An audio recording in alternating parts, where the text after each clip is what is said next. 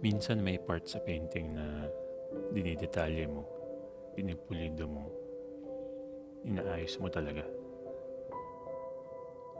And then pag tinitigan mo siya, parang bigla mo na lang siyang gustong baguhin, patungan, o burahin.